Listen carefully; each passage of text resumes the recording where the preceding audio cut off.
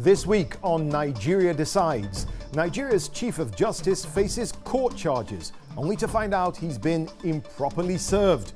Also, INEC comes under fire again. This time, not one, but 61 political parties want to sue them over their election guidelines. And what about the women and the youth? They make up over half of the electorate, but they're being left behind on the campaign trail. The elections are less than a month away. We're here to help you decide on Nigeria Decides.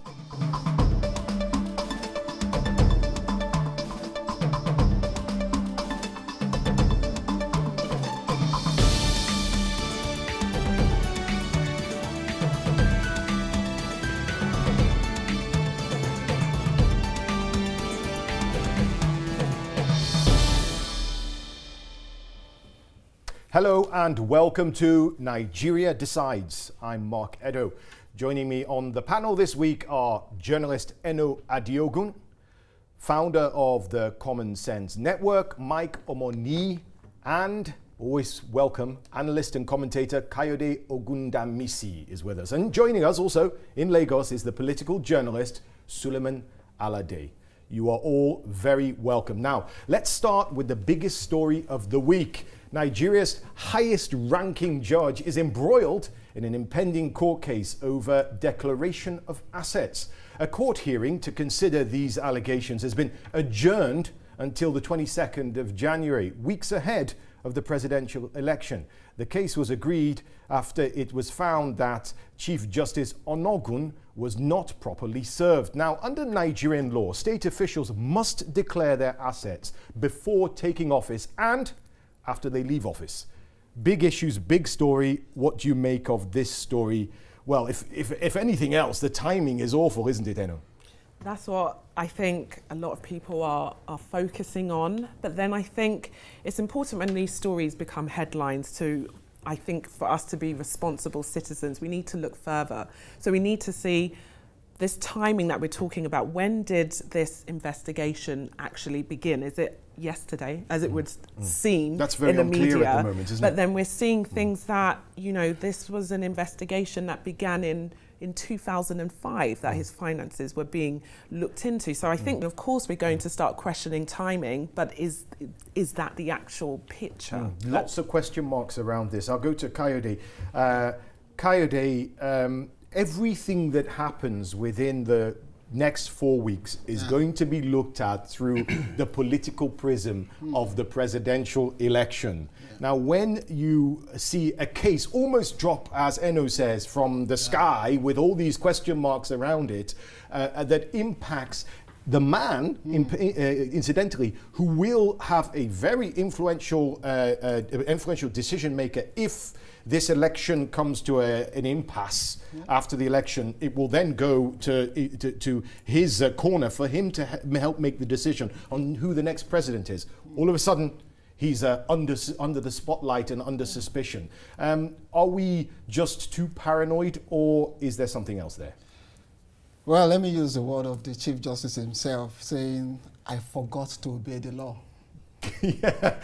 Seriously. Ignorance is no defense of the law, they say. The chief law officer, the man in charge of the judiciary, tells you he forgot to obey the law. Explain that to those that missed that. I know what you're saying. The man is meant to declare his asset. He's been outed by so-called Buhari supporter for not declaring his assets. And he says, "I forgot." Imagine the ordinary man on the street going to court before the chief judge himself and saying, "Sorry, I forgot to obey the law." The fact that there are parties who acknowledge the fact that this man has something in it. He's sitting on the Supreme Court and the opposition party go to him, we know that you have something we can use against him. So it could be either way. What is important is that there's a case before our courts. We should allow the process to go through.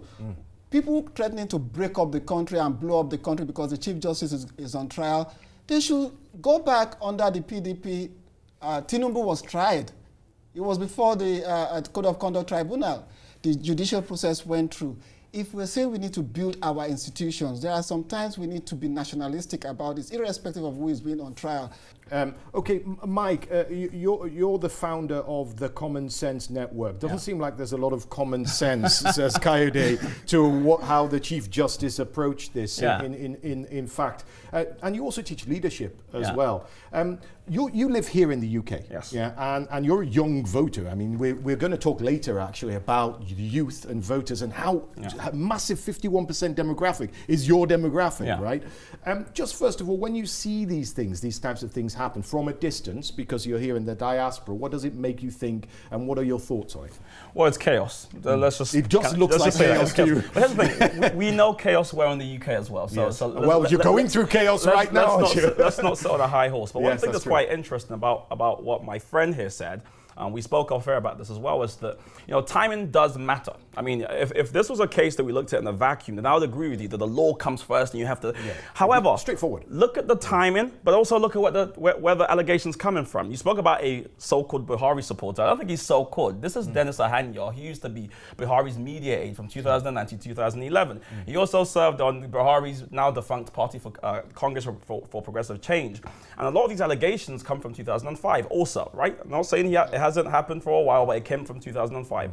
So ask yourself, if we have this man, and he's the one making these allegations, and he's making it right now, weeks before a general election. I mean, there's no smoke without fire. So at least that deserves scrutiny, is what you're saying. Of course. And if you you're not concerned about the crime itself, or is it more that the timing trumps whether or not the Chief Justice has committed what is considered a crime? I think we have to be honest about whether we care about the crime, because we could have.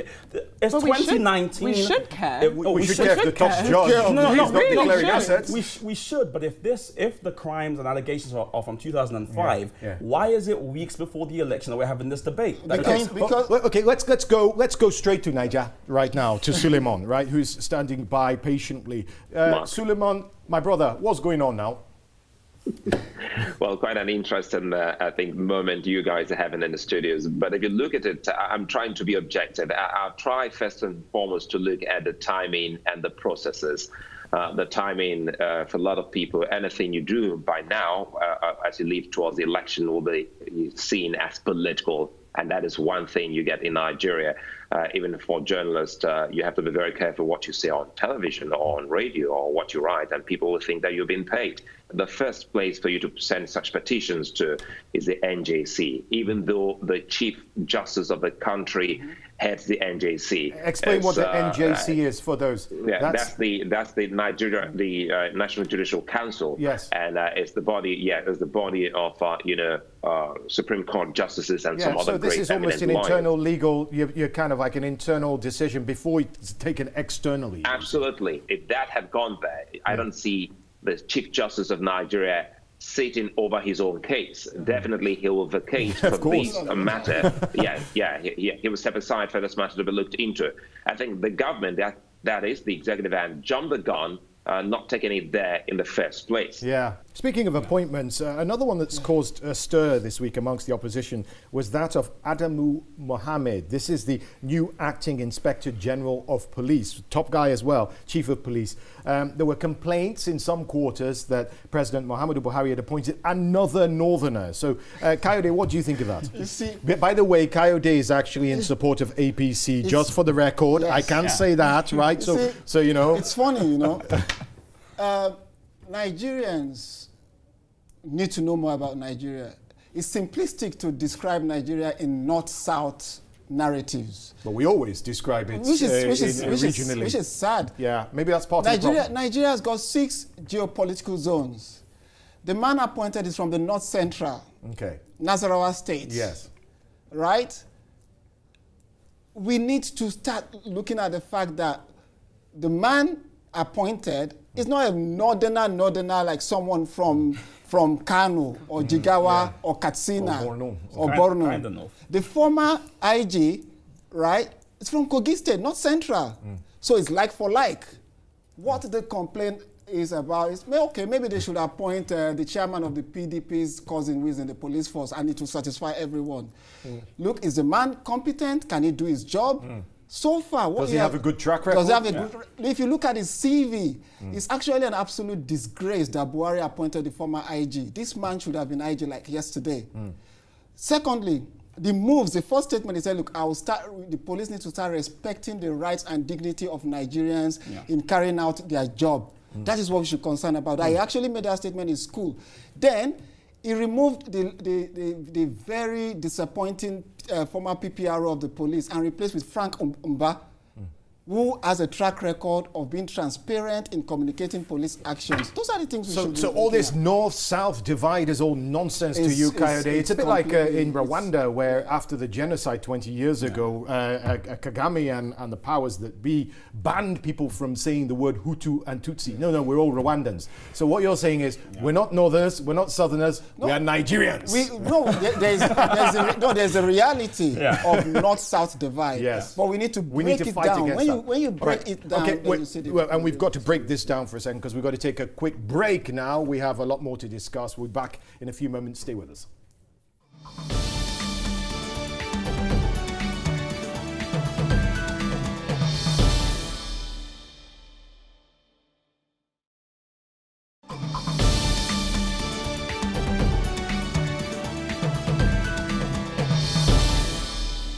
Hello and welcome back to Nigeria Decides. I'm Mark Edo and I'm pleased to welcome back our great panel.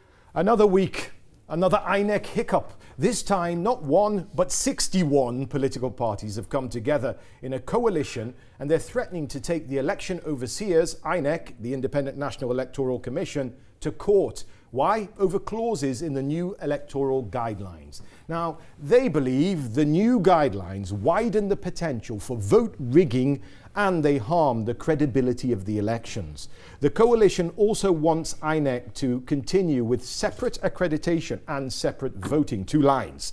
Their opinion is this further lessens the chance of rigging since the total amount of votes cast can be tallied with the number of electors given accreditation and the number of PVCs distributed. Divide it, basically. If you divide it, then you can tally it, and it's better than joining all together in one. That's basically as I understand it, right, Kayode? Yeah, I think whatever will make our democratic process stronger, whatever will make it more effective. It doesn't matter if I support the current president. But you do support the current president. Yeah, that's why I qualify that I do. But sometimes you need to put the country first. And if 61 political parties have concerns about the process and they want to go to court, they should go to court. It will strengthen our process. The court will give interpretation and we all learn from it. Because before now, we had moments where we didn't have the PVC and political parties were allocating numbers to themselves. Willy-nilly. But now we've improved to the point where we have PVC. So even the ruling party should be encouraging the opposition to try this in court. And if it's tested, we will all be the winners for it.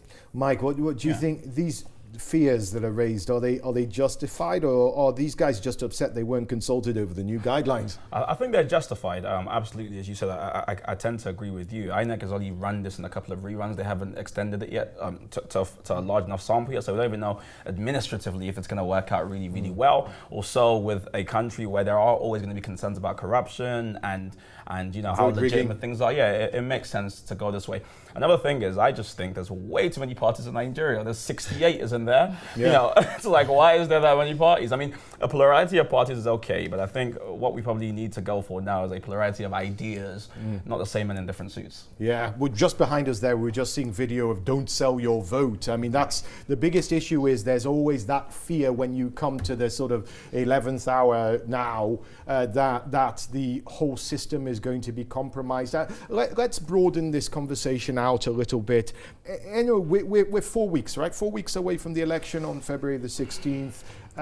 The brand INEC, is it safe? Where does INEC stand with 4 weeks to go? Because we're putting all our hopes that INEC can do this free, fair and organised. And this is what it's all about. If they're not able to do that, then what is the point of all of this? What's the point of an election? And that's why it's infuriating when politicians then will question just how free and fair, how INEC are running, because then as an individual that is thinking about who I should vote for if I'm in Nigeria, if I can't trust the body that is going to ensure my vote is counted for the right person, what's the point? And I just think when politicians make these comments about INEC. I'm not mentioning any names right now. Go on.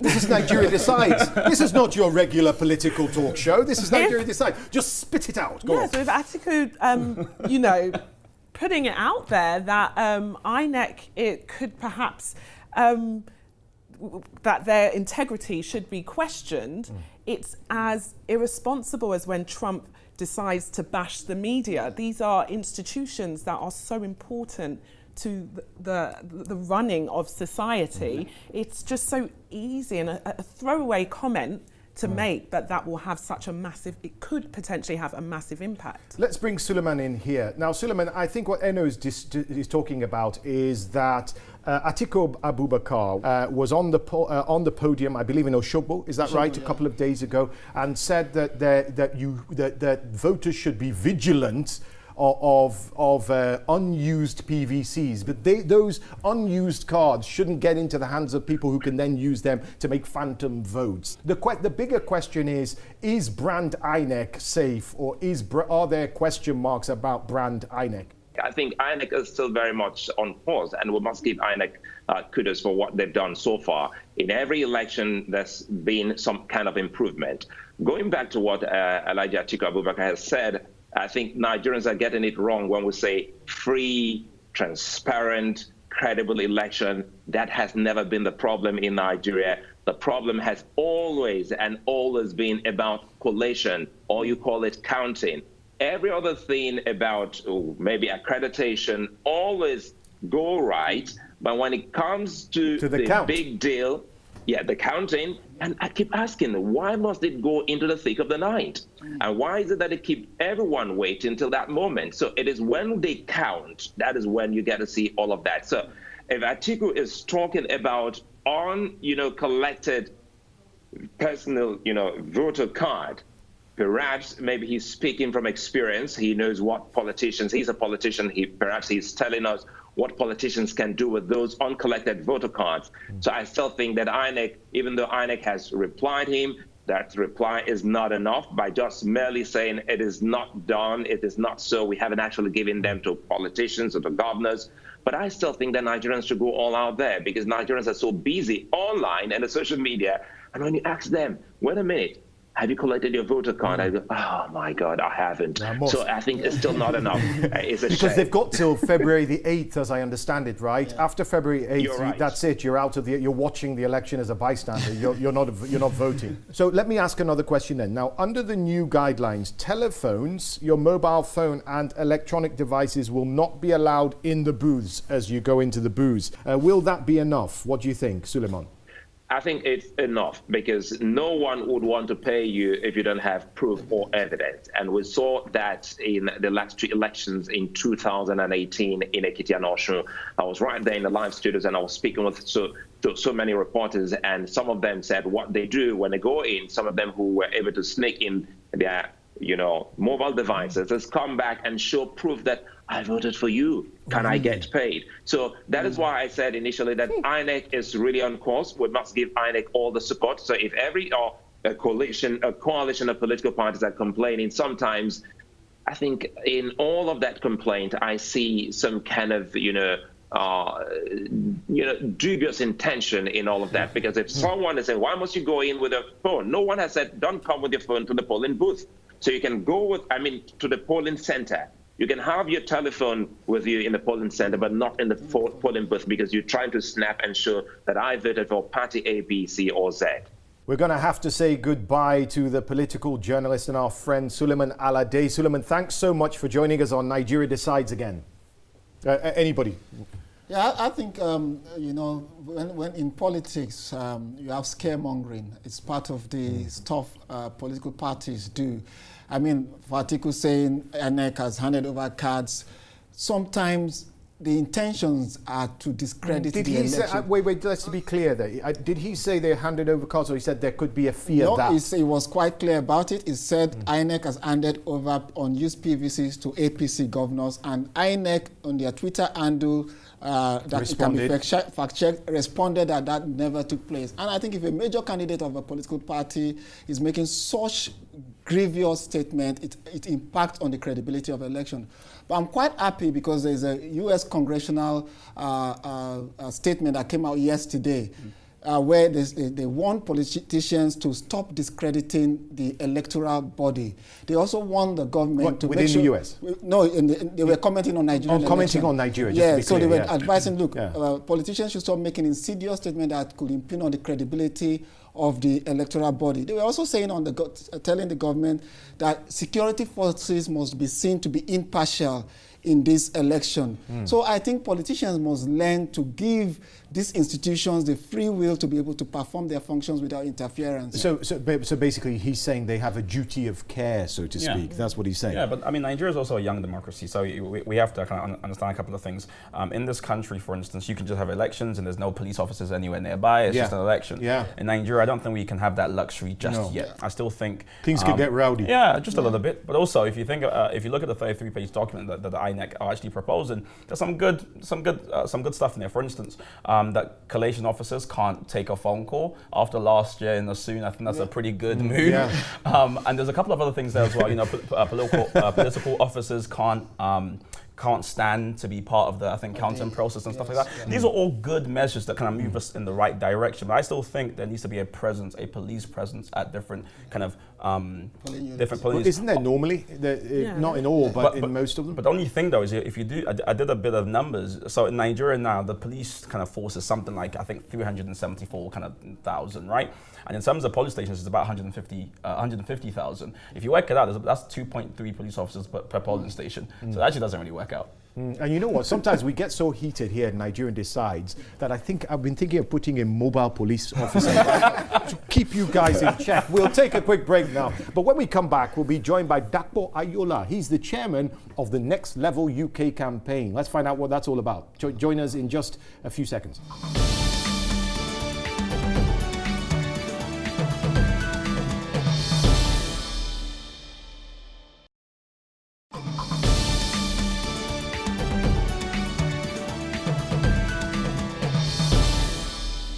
Hello, you're back on Nigeria Decides. I'm Mark Edo, and I'm pleased to welcome back our panel. And we're now joined by Dakpo Ayola, who is the chairman of the Next Level UK campaign, which is the APC policy document and an APC machine, basically, that connects with the diaspora. Now, tell us, first of all, about the Next Level campaign, Dakpo, and what does it mean to us in the diaspora, who by the way, cannot vote, which is a big problem over here. But carry on. Well, I start with that. The truth of the matter is that Nigerians in diaspora, we can vote. What we cannot do is we cannot vote from outside of Nigeria at the moment. As I'm sat here, I've got my PVC in my pocket. I'll be traveling to Nigeria to cast my vote for our candidate. But yes, we look forward to an opportunity which will require an amendment of the law of Nigeria that will enable Nigerians resident outside of the shores of the country to be able to exercise their franchise in electing the people that will lead us onto the right path. And then if we do that, we don't have to get the PVC and pay money to Virgin or British Airways or KLM as well. We can just get our PVC. Yeah, I agree with you. I agree with you definitely. But I think we're moving towards it with the gradual introduction of electronic version of checking who is the eligible voter, who is this person. It's some slow progress, but there's progress, and I look forward to that happening. It would benefit me and every Nigerian who is outside. If I talk about the next level, what we have done in the last 4 years with the government of the APC led by President Muhammadu Buhari and Professor Yemi Osinbajo is laid a solid foundation for Nigeria to take its place in the right location, on the right step in the Committee of Nations, for a country that is fit and relevant to the yearnings of every Nigerian, our right to education, quality education, okay, our right to use infrastructure, our right to good healthcare delivery system. And for us in APC and in diaspora, I was talking to my colleagues, And what I said to them is this. I said, if what we get in return for our service and commitment to this government is that everybody could do what I did when I went home in July. I flew from Lagos to Kaduna, and I jumped on the train to go to Abuja. And I did everything I would do if I was traveling between London and Manchester on a Virgin Rail, okay? Other than there was no Wi-Fi. I had a table to myself, okay? And I went to a shop to buy myself a cup of tea, and I said, this is delivery. This is delivery. It doesn't happen over the night, but we need to take Nigeria to the next level, where projects are completed, where projects are not earmarked and budgeted for, and then the contractor and whoever runs away with the money. So that is the next level. The next level is the quality of education that is applicable in our society, and not just talking computer science, for example, where the rest of the world is doing programming and stuff like that.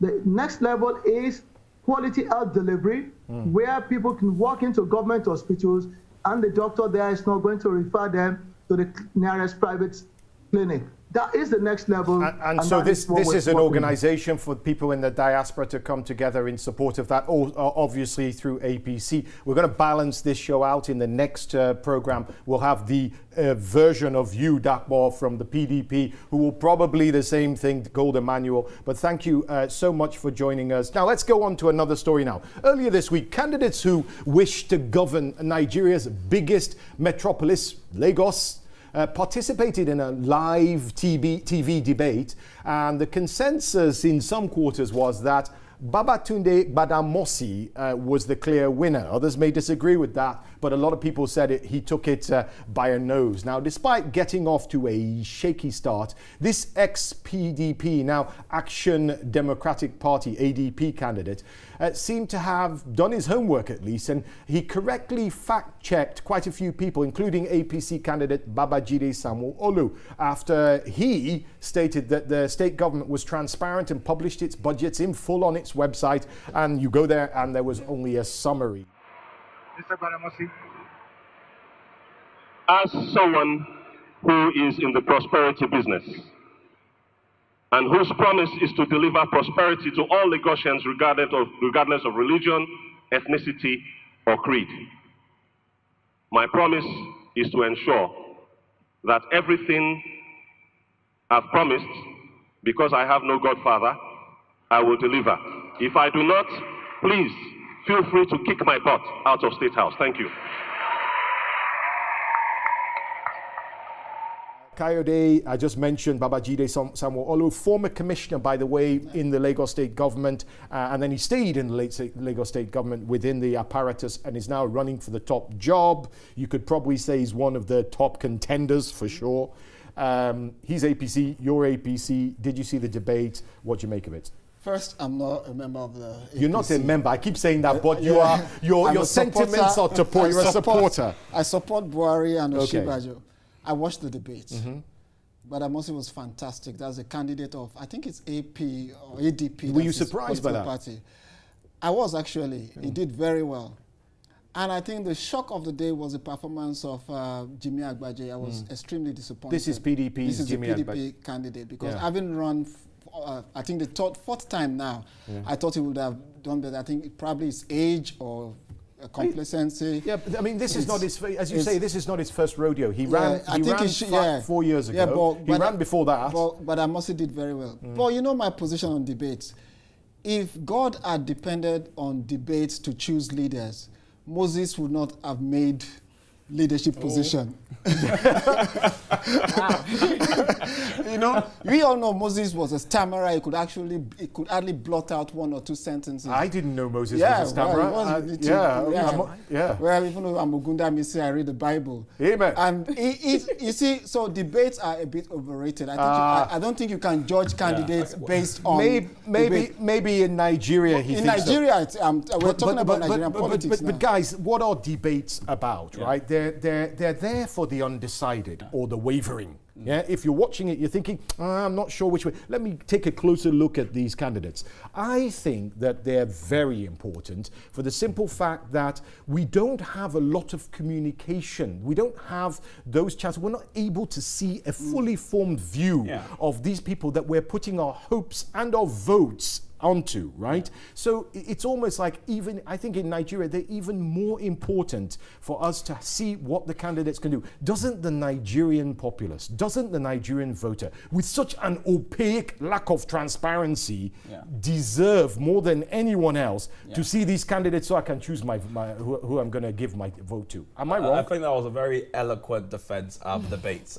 Honestly, I sat here thinking, might I be kind of convinced? And unfortunately, I'm not. Debates, unfortunately, are the wrong contest for Nigeria. Nigeria's issues, if we can kind of get a consensus here, are security, corruption, the institutions, civic society. The person who's going to solve that needs to be someone who's courageous, who has a brave heart, who's willing to commit themselves to the role. Yes, of course. Yeah. Unfortunately, debates, as they set up when there's two binary people debating, it rewards the most slick person. It rewards the best soundbite. It rewards the person who can, gyrate and really convey passion. And that person, and here's the thing: you want somebody who doesn't look a certain way when the lights are on. You want people who, when the lights are taken away, how do they behave? So you look at the track record of their governance. That's how you pick people on the issues, not how they look. We're having a presidential debate come up on Saturday. It's going to be, make sure you tune into that. Two of the leading candidates may or may not turn up, but we've got 5 candidates that are in the debate. You've got Buhari, Atiku, you have Ezekwesili, Faladura Toye, and Kingsley Moralu, right? So you've got some of the main candidates. Eno, I bet you're looking forward to it, surely. I mean, we have one. It's not like in America where you get like several debates. There's one, and it's happening on Saturday. The thing is with debates, I feel as well you need to put it into context. Like here in the UK, you've got, say, with the leader, PMQs every week. They're used to being held to account, and they need to know. Yes. They need to know what their policies are, what's going on. They have to prepare to know what the opposition is likely and be able ask to them articulate that. To understand. It goes beyond what they look like or how much they're sweating. And I think in Nigeria, actually, why I'm actually backing there being more debates is I want to know what you know. Yes. How can, if you're I don't speaking, care you're how talking, you speak. you I don't, want to you just haven't, know what you know. You haven't done the simple exercise Yeah. of going onto a website to make sure, to know what it actually says, what your the message that's being put out. Yeah. And you're being checked by someone else. While you're speaking. So I think we've got a clear divide here. Eno and myself are on one side, and you and Mike Kayode are on the other side. We'll take a quick break now. We still have something more to discuss, so please join us in a few moments on Nigeria Decides.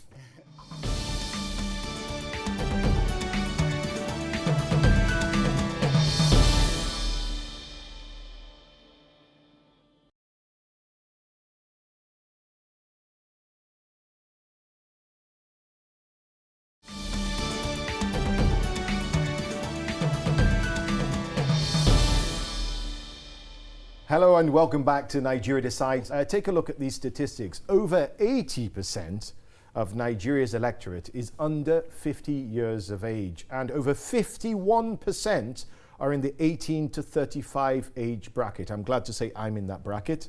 Not really. So anyway, I think it's fair to say that in 2019, the youths, the young, will have a big say, if not the final say.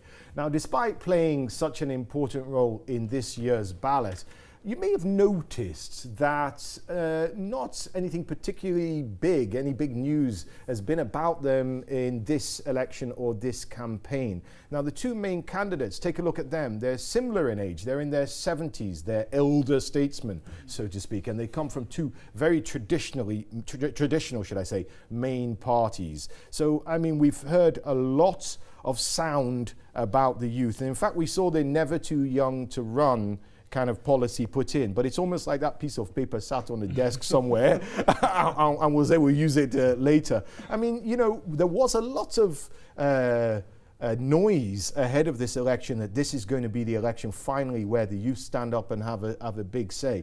But 4 weeks to go, my brother, I'm not feeling it. Yeah. And that's your demographic. So you get the right to have the first reply. And mine. Not to govern. And I'm yours, mine. sorry. Why don't I say that? So I'm looking straight at him because he looks like I look very he looks young. like It's very, okay. very Thank young. you very much. Yeah, just out of his teens. And you look like you're in your... Let's Let me stop there. Let me stop there. I'm digging a hole for myself. I will help you out, brother. I will Thank you. save. So here's what I think. So I think one thing I always say when we have debates about kind of ages, we fall prey sometimes of identity politics. The idea that only a 26-year-old can represent a 26-year-old's interest. Yeah. That's not necessarily true. It's a If we good do point. that, we go down a kind of rabbit hole of, we need to have parliament, 100% representing the kind of demos, and it doesn't have to do that per se. But also, we have to be very frank with ourselves. There's certain luxuries that the UK can be afforded because it's an older democracy. Nigeria's issues right now, we cannot take our eye off the ball. It's corruption. It's about the institutions. It's about civic society. It's about jobs. It's about jobs. Like, we've got to start there, and then we can speak about ageism and stuff like that later on. But I think sometimes we fall prey of comparing ourselves too much to the US, where like a relatively young Obama could be president, or the UK where a relatively young David Cameron. The could be. audacity of hope. We've got to pause there and say, okay, let's sort ourselves out first. Let's sort out the institutions that allow us to have free and proper elections. Let's sort out the judiciary and stop having Reagan at the top. Let's try and fix those things first. So as a young person, I mean, you might expect to be like, we need lots of 26-year-olds. No, I think we need to sort out the core issues first. That was a very mature answer. Eno, now I have to give you the floor. I'm sorry. Now I'm going to be just supplicating to you for the rest of the show. No, seriously though, with the statistics that you were just talking about, it is amazing that it's such a huge block. It's massive, isn't it? And it's awake. But let's why? be honest, right? But then how many, as you said, how many people are talking about, say, youth unemployment? How are these politicians able to get away with not addressing such huge issues? And what is going on with the Nigerian youth that aren't saying, we don't have jobs? They're all turning up to rallies because they're jobless. Yes, exactly.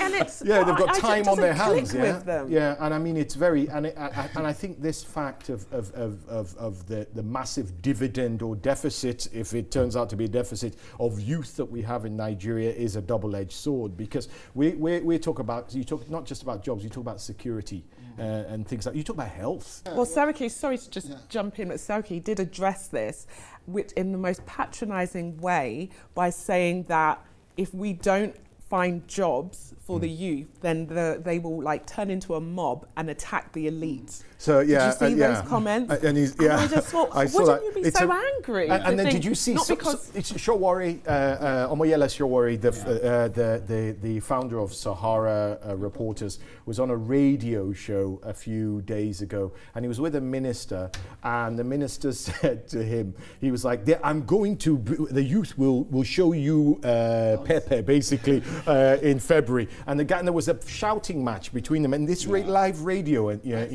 and then Shawari then said, then the guy, the minister said to Shawari, "Look at you." He said, "Why do you think you can be president? The audacity." He said, "Why don't you become a commissioner in your local government first?" I think really, since 1950 till date, we've had fewer youth participation in grassroots politics over the years. So if you don't take part in grassroots politics, why is that? Because you were one of those people rallying. And let me give you an example. For our generation, one of our greatest failure when we were in the students' movement, we saw politics and politicians as dirty. So we didn't want to take part in it. We didn't want to join political parties. We demonized politicians. Until we have young people take part in politics from the grassroots level and not see politics and politicians as just these dirty people, that in the absence of good people, leadership will be provided by bad people. So they can't just sit down on Twitter, they don't give us power. It doesn't happen like that. All over the world, Macron, the young man in France, in Canada, they were participants from young, in this country, you have young members of Labour Party. I mean, look, you mentioned Macron. Macron was actually lived in Nigeria when he was a young man, as an aide in Abuja. He lived in Abuja. When he came back to Lagos, he went straight to Fela's Shrine. So we need to to encourage more young people, and political parties need to open up. But one of the major things that does drive youth participation is decentralization of power. We need more localized power. We need, if That is a red rag to some bulls, of you know, course, in the political arena. But again, because of Nigeria's kind of safety concerns, right, and how kind of thorough things will be if we kind of do decentralize. But if you want to get, so here's the thing, I forgot who said the phrase, but if someone can be if someone's very, very passionate about something, let's say politics, and they're young, and the minute you kind of, you know, you don't help them guide that passion, it becomes hate and resentment. So what you get is a lot of young people who are passionate about politics, who have energy. Did any of you see the latest video by the Niger hip hop star or whatever? I'm very old, so I don't actually know the demographic of the music. Hip-hop star. Fowls, pop star, right? Fowls. This is the guy that had that previous video. This is Nigeria, which was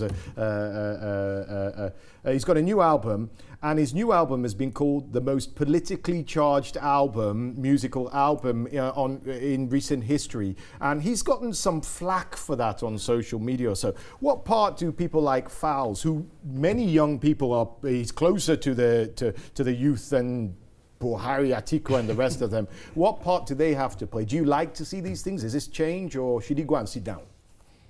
I think it's positive. I think he has a lot of influence, you know, with young people, and he is, you know, he's clearly talented. He does acting as well. And he could just, you know, go on with his entertaining ways, but he is asking relevant questions, and questions that young people perhaps, for whatever reason, weren't asking themselves. And I think, you know, with some people, you see like entertainers and you just think, oh, yes, go and sit down. What are you saying? But I think he is handling these questions in a good way. And I think to the youth, it looks brave. Yeah, and I think it's quite time that we have the kind of Fela reincarnation. Not no one can replace Fela. There's only one Fela. People should speak truth to power, and I think it's doing that. And I think we need more artists coming out, not just talking about men, women, sex, and what have you. Just expand the discourse to reflect what is going on in our society. So music should be the weapon again. The weapon, is what you're saying. That's what we need to do. But you know,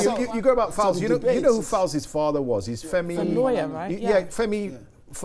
Falana, who's a human rights activist and a lawyer. So he grew up in an environment where, you know how it is when you're a child. You listen to your dad, you listen to your mom having conversations in the living room. You sit down there. Children should be seen and not heard back in the day. And but you're absorbing all this sort of stuff in the same way Tupac Shakur absorbed it from his parents. You know, so it's not as if he wasn't seeped, he wasn't soaked in this kind of political awareness and activism. So that makes him a special case, and probably the reason why he's not just making music about Hennessy and dollar bills kind of thing at the moment. Okay, so how do you think that large number of young voters will do in the forthcoming election? Honestly, I want young people to do well in this election, and let's look at the presidential candidates. We have Fela Durotoye, Kingsley Moghalu. You can almost...